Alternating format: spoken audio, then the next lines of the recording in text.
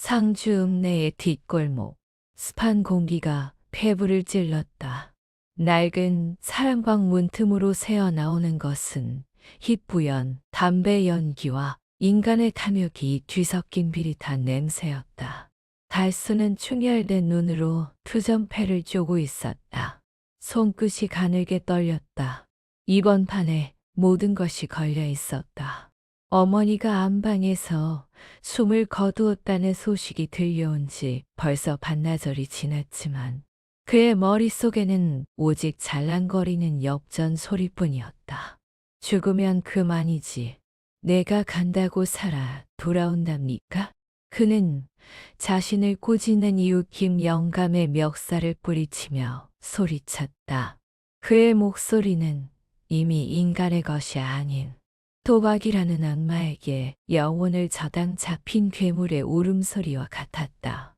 바닥에 떨어진 패를 집어드는 그의 손등 위로 차가운 땀방울이 흘러내렸다. 투정판에서 쫓겨나 비틀거리며 걷던 달수의 앞길을 가로막은 것은 낡은 돌다리 아래에 짙은 어둠이었다. 비켜라. 이 재수 없는 것아. 달수가 홧김에 발길질을 하려던 순간 어둠 속에서 조그만 그림자가 튀어나와 그의 정간 위를 매섭게 걷어찼다. 비명을 지르며 주저앉은 달수의 눈앞에 7살이나 되었을까 싶은 거지 소녀가 서 있었다. 수검정이 가득 묻은 얼굴. 하지만 그 눈빛만은 서늘한 칼날 같았다. 에라이 썩을 놈. 어미 제사밥에 올릴 술 한 잔 없는 놈이 네 놈 목구멍에 국밥이 넘어가더냐. 아이의 입에서 터져 나온 말은 돌아가신 어머니의 그것과 소름 끼치도록 닮아 있었다. 달수는 순간 숨이 턱 막혔다. 아이는 뒤도 돌아보지 않고 산비탈로 성큼성큼 걸어갔고 달수는 무엇에 홀린 듯 그 뒤를 따르기 시작했다. 도착한 곳은 달수의 허름한 움막이었다. 꽃분이는 마치 제 집인 양문을 열고 들어가 몽당 빗자루를 들고 바닥을 쓸기 시작했다. 뜨지. 우리 집도 이것보단 깨끗하겠다. 아이의 비아냥에 달수가 울컥하며 멱살을 잡으려 했으나 꽃분이는 가볍게 손을 쳐내며 나직하게 읊조렸다. 손 치워라. 왕칠성한테 징피지 쉰냥이지? 올해까지 못 갚으면 너 군산 앞바다 섬 노예로 팔려간다며? 달수의 심장이 얼어붙었다. 그것은 오직 자신과 고리대금 업자 왕칠성만이 아는 비밀이었다. 아이는 불에 그을린 낡은 주판을 꺼내 탁 튕기기 시작했다. 그 경쾌한 소리가 적막한 방 안을 가득 채웠고 달수는 이 기이한 아이의 정체가 무엇인지 알 수 없는 공포와 경외심에 사로잡혀 바닥에 주저앉고 말았다. 새벽 공기를 찢는 듯한 거친 고함에 달수는 이불을 머리끝까지 뒤집어 쓴 채 벌벌 떨었다. 최달수 이놈. 안에 있는 거 다 안다. 당장 나오지 못해. 앞덕 고리대금 업자 왕칠성이었다. 문틈으로 내다본 마당에는 몽둥이를 든 왈패들이 험악한 기세로 버티고 서 있었다. 달수의 눈앞이 노랗게 변했다. 진물사는 이미 넘어갔고 이제 남은 것은 자신의 몸뚱어리뿐이었다. 아이고, 이제 정말 끝이구나. 그가 절망에 빠져 신음하던 그때 방문이 벌컥 열리며 작은 그림자가 당당하게 걸어나갔다. 꽃뿐이었다. 아이는 부스스한 머리를 한 채로 뒷짐을 딱지고 마루 끝에 서서 왈패들을 내려다보았다. 아침부터 남의 집 앞에서 개 짖는 소리가 요란하네. 7살 아이의 입에서 나온 것이라고는 믿기지 않는 서늘한 호통이었다. 왕칠성은 기가 찬 듯 코웃음을 쳤지만 꽃분이는 품 속에서 시커멓게 굴에 그을린 낡은 주판을 꺼내 들었다. 왕 서방, 쌤은 똑바로 합시다. 탁탁탁 타다다 주판을 튕기는 소리가 살벌한 아침 공기를 갈랐다. 달수 아저씨가 빌린 원금은 스모양. 법정 이자를 쳐도 합이 25양이요. 그런데 어찌 50양이라 오기시오? 정 억울하면 지금 당장 관하로 갑시다.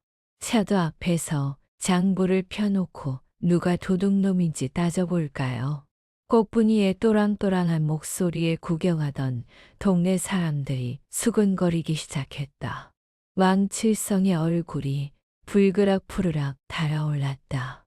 관하라는 말에 뜨끔한 그는 이를 갈며 보름의 시간을 더 주겠노라 선포했다. 왈패들이 물러가고 달수는 다리에 힘이 풀려 마당에 주저앉았다. 그런 달수의 무릎 위로 꽃분이가 낡은 주판을 툭 던졌다. 일어나. 바보처럼 앉아있을 시간 없어. 밥값 하려면 장터로 나가야지. 장터로 향하는 길. 달수는 앞서 걷는 꽃분이의 뒷모습을 보며 묘한 위질감을 느꼈다. 아이의 걸음걸이. 가끔 멈춰서서 허리를 툭툭 두드리는 몸짓. 심지어 혀를 차는 습관까지 돌아가신 어머니와 판박이었다. 설마. 아니지. 그럴 리가 없지. 그는 고개를 저었지만 꽃분이가 도착한 곳은 엉뚱하게도 소금 전이었다. 당시 서해안 영전이 풍년이라 소금값이 바닥을 치고 있을 때였다. 이거 다 사. 꽃분이의 단호한 명령에 달수는 펄쩍 뛰었다. 이 꼬맹아, 소금값이 똥값인데 이걸 사서 뭐하게? 전 재산인 선너양을 여기다 다 쏟아부으라고? 하지만 꽃분이는 하늘을 한 번 쓱 보더니 무릎을 문지르기 시작했다. 비가 오려나 무릎이 쑤시네.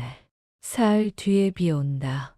그 모습은 비가 오기 전날이면 늘 펴마디가 쑤신다던 어머니의 행동과 토시 하나 틀리지 않았다. 달수는 홀린 듯 소금 장수에게 엽전 주머니를 내밀었다. 사흘째 되는 밤, 정막을 깨고 천둥 소리가 상주단을 뒤흔들었다. 구름 한 점 없던 가을 하늘이 순식간에 시커먼 먹구름으로 뒤덮이더니 마치 하늘의 구멍이라도 뚫린 듯 장대비가 쏟아지기 시작했다. 정말로 비가 오다니.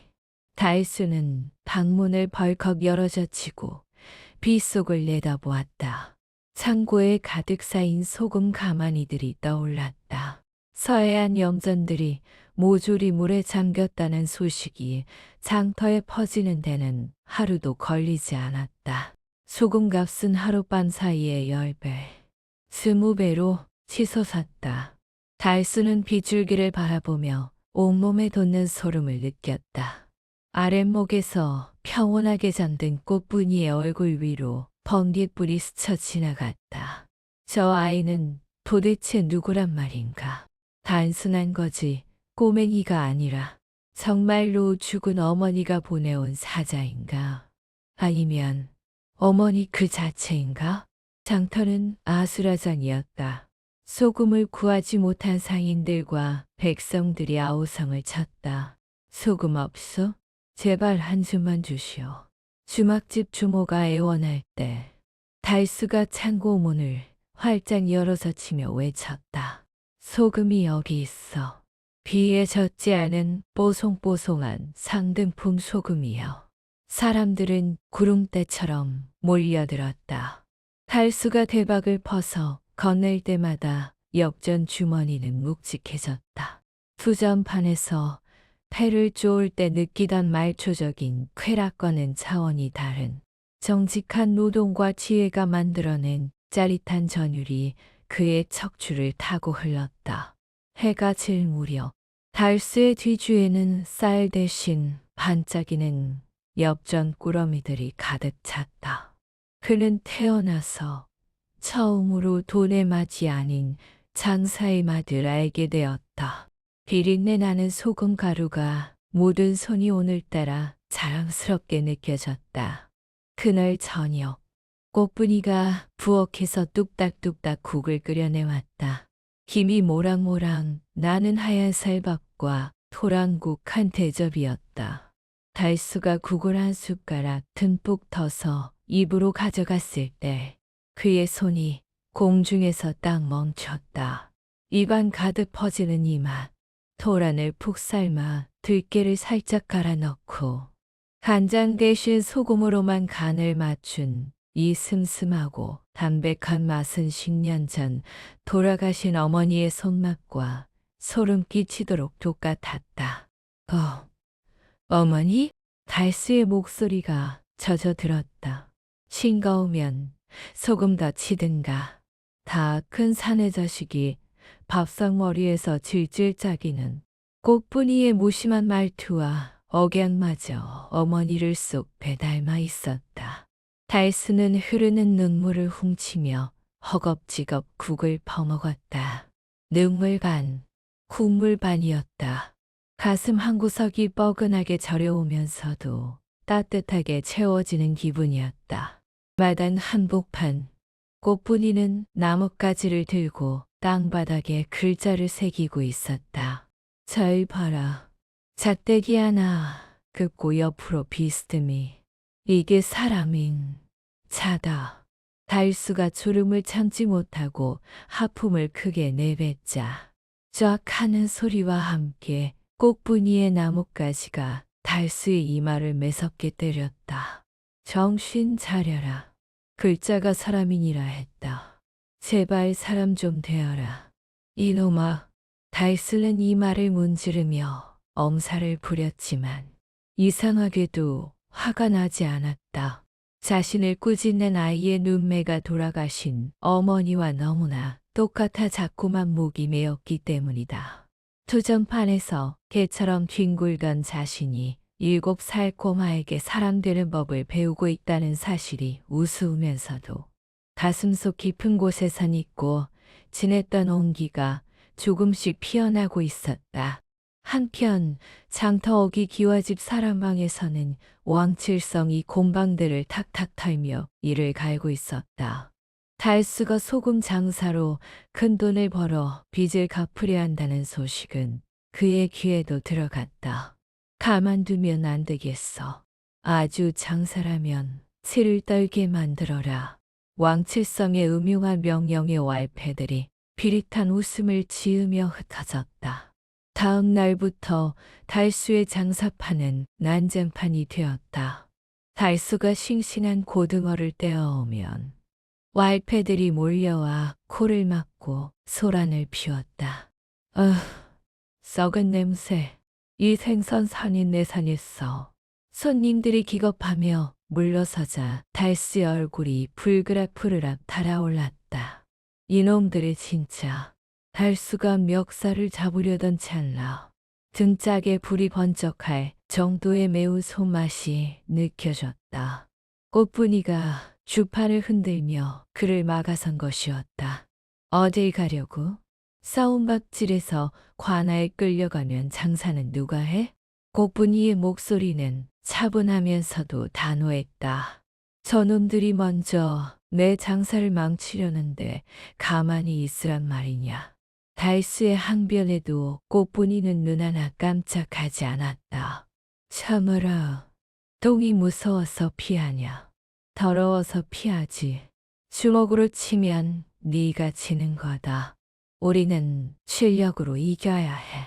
생선은 배를 갈라 소금 쳐서 잡아내로 만들고 얼룩 묻은 비단은 잘라서 탱기를 만들어라. 아이의 놀라운 지혜에 달수는 입을 다물지 못했다. 위기를 기회로 바꾸라는 그 가르침은 평생 장사꾼으로 살아온 노예한 상인의 조언과도 같았다. 달수는 다시금 아이의 정체에 대해 깊은 의문을 품으며 왈패들이 버리고 간 흙탕물 묻은 비단 조각들을 줍기 시작했다. 장터의 성실함은 배신하지 않았다. 꽃분이의 조언대로 흙탕물 묻은 비단은 고운 색동댕기가 되었고 쏟아졌고 산에 가던 생선은 짭조름한 자방고등어가 되어 불티나게 발려나갔다. 달수의 전대에는 이제 제법 묵직한 무게감이 실렸다.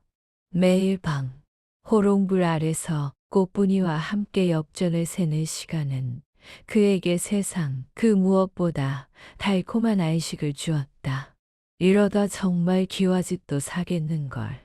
달수가 농담처럼 던진 말에 꽃분이는 그저 줍 하나를 다닥 튕기며 차갑게 대꾸했다. 기와집이 문제가 아니라 사람이 먼저 돼야지. 돈은 있다가도 없는 법이다. 아이의 말투는 늘 칭찬보다는 훈계에 가까웠지만 그럴수록 달수는 묘한 안도감을 느꼈다. 마치 누군가 자신의 삶을 올바른 길로 밧줄을 당겨주고 있는 듯한 기분이었다. 하지만 어둠은 가장 밝은 순간에 찾아오는 법이었다. 장사를 마치고 돌아오는 길, 전봇대 그림자 뒤에서 옛 도박 친구 개동이가 불쑥 나타났다. 어이, 달수, 자네 요즘 아주 돈을 긁어모은다며. 개동이의 눈에는 탐욕과 시기심이 가득했다. 달수가 자리를 피하려 하자 개동이는 그의 팔을 붙잡으며 은밀하게 속삭였다. 이번에 김대건 댁에서 아주 큰 판이 벌어진다네. 자네 실력이면 50명은 거저먹기지. 언제까지 그 비린내 나는 생선이나 팔 텐가. 딱 한 판이면 빚다 청산하고 정말 기와집도 산다니까. 기와집. 그 한마디가 달수의 심장을 세차게 흔들었다. 비가 오면 물이 새는 움막에서 꽃분이를 재우는 모습과 고래등 같은 기와집 마루에서 고기를 구워 먹는 상상이 교차했다. 그의 눈동자가 걷잡을 수 없이 흔들리기 시작했다. 그날 밤 달수는 짐짓 잠든 채 하며 꽃분이의 숨소리를 들었다. 품속의 돈 주머니는 꽃분이가 썩은 생선 내장을 맨손으로 치우고 밤새 삭바느질하며 모은 피 같은 돈이었다. 딱 한 번이다.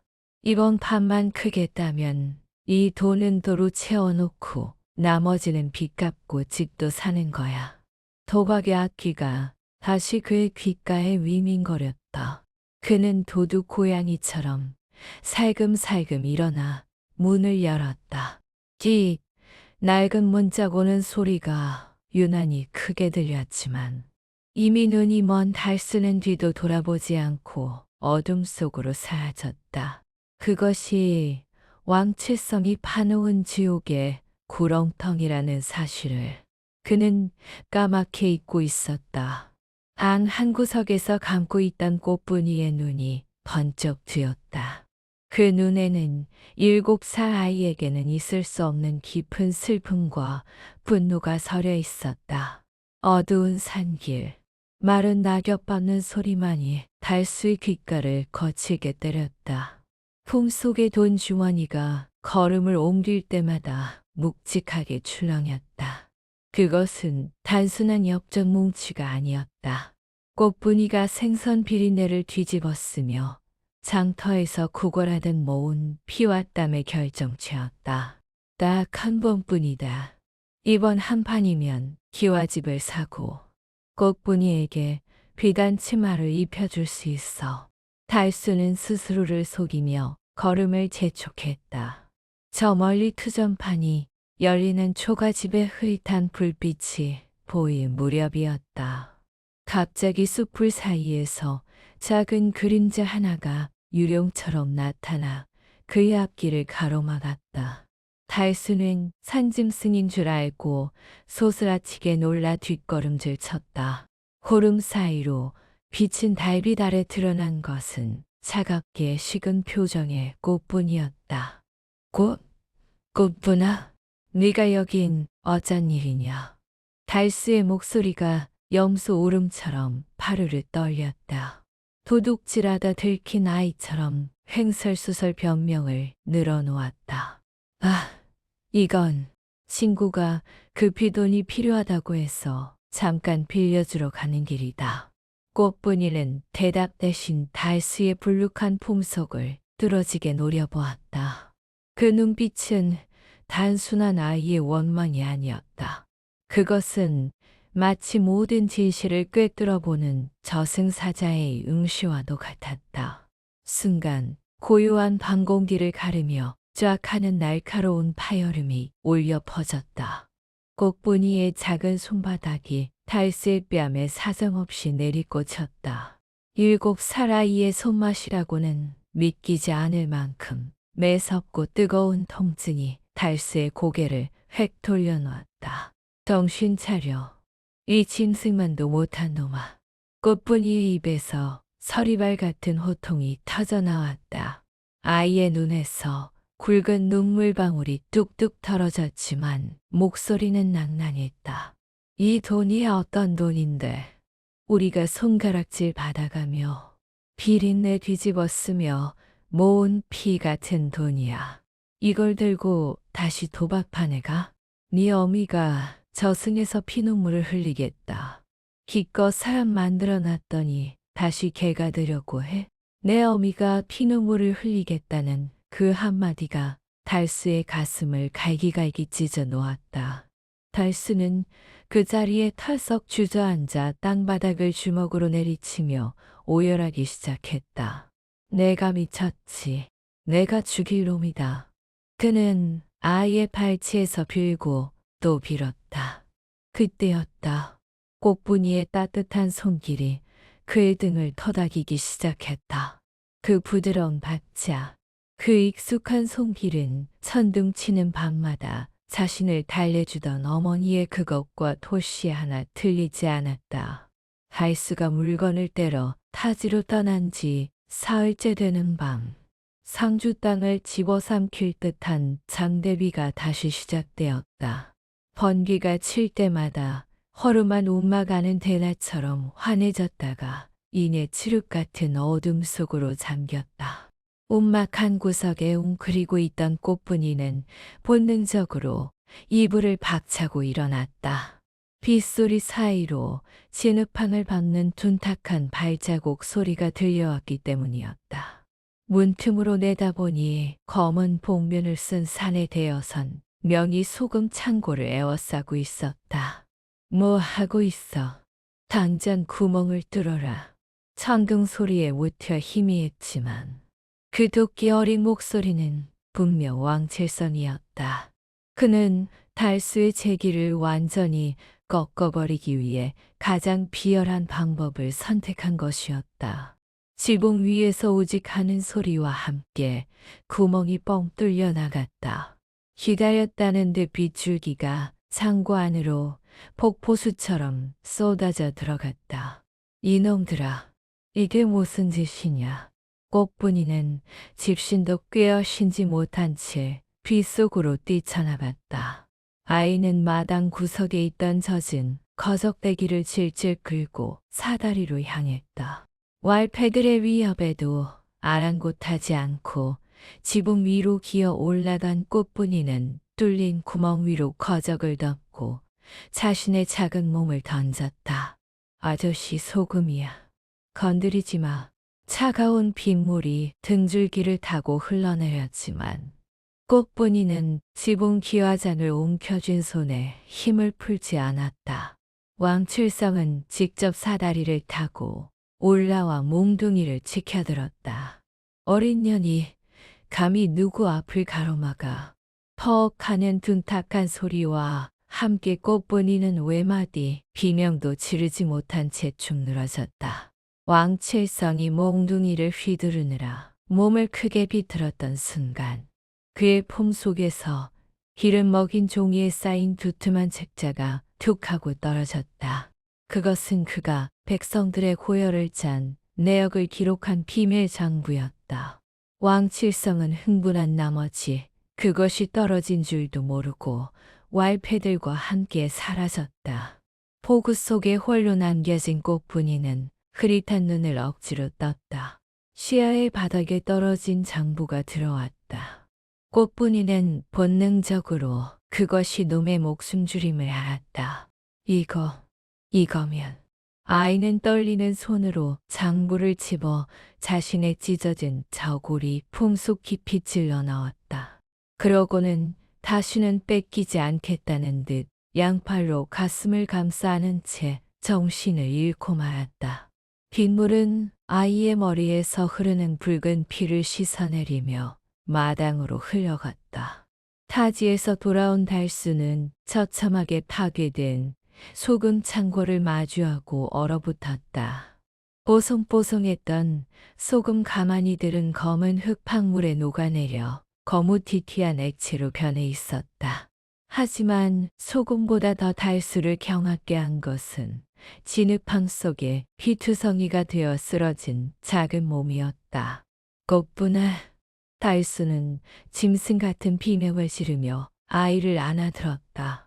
아이의 몸은 차가운 빗물에 젖어 얼음장처럼 차가웠다. 정신 차려라. 이 못난 놈을 두고 어디를 간단 말이냐. 달수가 오열하며 아이의 젖은 옷을 갈아입히던 순간 그는 아이의 오른쪽 어깨에서 믿을 수 없는 것을 목격했다. 그곳에는 붉은 꽃이 핀 듯한 기묘한 모양의 해묵은 화상 흉터가 선명하게 남아 있었다. 10년 전, 불길 속에서 어린 달수를 감싸 안았던 어머니의 어깨에 새겨졌던 그 흉터와 위치도 모양도 소름 끼치도록 똑같았다. 이성의 끈이 툭 하고 끊어졌다. 눈앞이 핏빛으로 물들며 뱃속 깊은 곳에서부터 뜨거운 불길이 치밀어 올랐다. 어머니, 나의 어머니를 또다시. 달수는 창고 구석에 처박혀 있던 녹슨 낫을 집어들었다. 손잡이를 쥔 소나기에 핏줄이 터질 듯 솟아올랐다. 그는 빗속을 뚫고 미친 듯이 달리기 시작했다. 오직 왕칠성의 목에 이 낫을 박아 넣겠다는 사리만이 그의 다리를 움직였다. 투정판에 들이닥친 달수는 귀신 같은 형상으로 포효했다. 왕칠성 나와. 오늘 내 놈 죽고 나 죽자. 왈패들이 몽둥이를 들고 달려들었지만 죽음을 각오한 달수의 기세에 밀려 추풍낙엽처럼 쓰러졌다. 어느새 달수의 낯끝이 구석에 몰린 왕칠성의 목덜미를 겨누었다. 내 어머니를, 내 아이를 감히 내 놈이. 달수여 멈춰라. 안 된다. 마을 사람들이 달려와 달수의 팔을 필사적으로 붙잡았다. 이거 놔. 저놈 죽이고 나도 지옥에 갈 거야. 그가 발악할 때 공탕집 할머니가 외쳤다. 꽃분이가 눈을 떴어. 너를 찾는단 말이다. 여기서 살인자가 되면 그 가여운 아이는 누가 돌보냐. 달수의 손에서 힘이 빠지며 낫이 바닥에 떨어졌다. 그는 뒤도 돌아보지 않고 움막으로 달렸다. 꽃분이는 거적 위에서 가쁜 숨을 몰아쉬며 피 젖은 저고리 품속을 더듬고 있었다. 바보 같은 놈. 칼부림하면 너만 살인자 되고 왕칠성이 원하는 대로 되는 거야. 꽃분이는 덜덜 떨리는 손으로 꼬깃꼬깃한 종이 뭉치를 달수의 손에 쥐어주었다. 왕칠성이 목숨보다 아끼던 이 중 장부였다. 이게 놈의 목숨줄이다. 그 안으로 가져가야. 장사꾼은 주먹이 아니라 법으로 싸우는 거다. 상주 관아의 마당은 구경 나온 백성들로 인산인해를 이루었다. 동원마루에 높이 앉은 사또의 눈매가 매서웠다. 왕칠성은 미리 뇌물을 먹여둔 이방을 믿고 거만한 표정으로 달수를 째려보았다. 사또 나으리, 저놈은 어미 장례비까지 투정판에 쏟아부은 천하의 패류나입니다. 제 돈을 떼어먹으려고 자해쇼를 하는 것입니다. 왕칠성의 비열한 변명에 사또가 고개를 끄덕이려던 찰나 달수가 품속에서 핏자국이 선명한 종이 몽체를 높이 쳐들었다. 사또 나으리, 이것은 단순한 종이가 아닙니다. 지난 10년간 왕칠성이 관할을 속여 백성들의 고열을 짜내고 나라에 바쳐야 할 세 곳까지 가로챈 진짜 이중장부이옵니다. 달수의 목소리가 낭낭하게 관할 담장을 넘어 울려 퍼졌다. 장부를 건네받아 훑어보던 사또의 안색이 순식간에 흑빛으로 변했다. 거기에는 왕칠성이 진상품을 가로챈 내역뿐만 아니라 이방과 결탁하여 세금을 가로챈 날짜와 금액까지 상세히 적혀 있었다. 이놈 왕칠성, 네 죄가 하늘을 지르고도 남는구나. 사또의 불호령이 떨어지자 보졸들이 달려들어 왕칠성의 팔을 꺾어 눌렀다. 흙바닥에 처박힌 왕칠성은 상투가 풀린 채 울부짖었다. 달수야, 동생, 내가 잘못했네. 제발 그 장부만은 거두어 주게. 하지만 달수는 차가운 눈으로 바닥을 기는 추악한 탐욕을 내려다볼 뿐이었다. 곤장 소리가 마당을 울릴 때마다 백성들은 심령 묵은 체증이 내려가는 듯 환호성을 질렀다. 달수는 가슴에 품은 집문서를 꽉 쥐었다. 이제야 어머니의 한을 조금이나마 푼 것 같았다. 왕칠성이 몰락하고 달수는 되찾은 집과 땅을 기반으로 상주에서 제일 가는 거상으로 거듭났다. 곳간에는 쌀이 가득 찼고 비가 새던 옥막 대신 번듯한 기와집이 세워졌다. 그러나 달수의 마음은 무거웠다. 꽃분이가 날이 갈수록 야이어갔기 때문이다. 상주에서 가장 용하다는 의원을 불러보아도 하나같이 고개를 저었다. 맥이 잡히지 않습니다. 마치 이 세상 사람이 아닌 것처럼 생기가 빠져나가고 있어요. 비단 이불 위에 누워있는 꽃분이는 멍하니 창밖의 가을 하늘만 바라보았다. 오라버니, 옷이 참 곱네요. 하지만 갈 때는 다 벗고 가는 법이지요. 아이의 투명한 미소가 금방이라도 공기중으로 흩어질 것만 같아. 달수는 아이의 앙상한 손을 잡고 밤새 눈물을 흘렸다. 상주 땅에 다시 한번 거센 폭풍우가 몰아치던 밤이었다. 천둥 소리가 기와지붕을 흔들고 빗줄기가 대지를 집어삼킬 듯 쏟아졌다. 달수는 불길한 예감에 휩싸여 사랑채로 달려갔다. 꽃분아, 자느냐? 하지만 당하는 정막만이 가득했다. 거칠게 문을 열어젖히자 차가운 빗바람이 들이닥쳐 촛불을 꺼뜨렸다. 번갯불이 번쩍이는 찰나 달수의 눈에 들어온 방 안의 풍경은 경악 그 자체였다. 아이는 온데간데 없고 이불은 마치 한 번도 사람이 쓴 적 없는 것처럼 칼같이 반듯하게 개져 있었다. 하인들을 깨워온 집안을 뒤졌으나 다리를 저는 작은 소녀의 흔적은 그 어디에도 없었다. 빗속을 헤매던 달수는 다시 방으로 돌아와 소반 위에 놓인 물건을 발견했다. 그것은 꽃분이가 늘 들고 다니던 주판이었으나 하루도 없는 방 안에서 마치 지옥불에 던져졌던 것처럼 시커멓게 그을려 재가 되어가고 있었다. 주판 옆에는 하얀 봉투 하나가 놓여 있었다. 겉보면은 삐뚤삐뚤하지만 익숙한 필체로 달수 보아라고 적혀 있었다. 떨리는 손으로 편지를 펼친 달수는 그 자리에 주저앉아 통곡했다. 내 아들 달수야. 못난 어미가 죽어서도 눈을 못 감아 잠시 머물다 간다. 이제 네가 사랑고시를 하며 살게 되었으니 나는 이제 마음 놓고 가련다. 내 새끼, 밥 굶지 말고 남들에게 베풀며 살아라. 편지의 내용은 꽃분이의 말투가 아닌 돌아가신 어머니의 애틋한 진심이었다. 생각해보니 7살 아이가 어찌 그리 셈이 빠르고 어머니가 해주시던 토랑국 맛을 똑같이 낼 수 있었겠는가. 그제야 달수는 깨달았다. 꽃뿐이는 어머니가 아들을 구하기 위해 이승에 잠시 빌려온 몸이었다는 것을. 까맣게 타버린 주파는 어머니의 기운이 다했음을 알리는 마지막 흔적이었다. 세월은 유수와 같아 어느덧 강산이 3번이나 바뀌었다. 상주 제일의 거상이 된 달수는 평생 혼이 나지 않고 고아들을 돌보며 어머니의 가르침을 실천했다.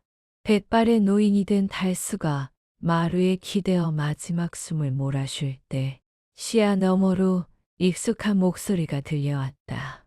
달수야, 밥 먹자. 고개를 드니 그곳에는 7살 꼬마 꽃보이의 모습이 아닌 고운 한복을 입고 환하게 웃고 있는 어머니가 서 있었다. 어머니, 이제야 집에 가요. 달수는 주름진 손을 뻗어 어머니의 따뜻한 손을 잡았다. 그의 입가에 평온한 미소가 번지며 고개가 힘없이 떨어졌다. 마당에 핀 진달래꽃 위로 하얀 나비 한 마리가 사뿐히 날아올라 하늘로 향했다. 마치 그 옛날 아들을 지키러 왔던 어머니의 혼처럼.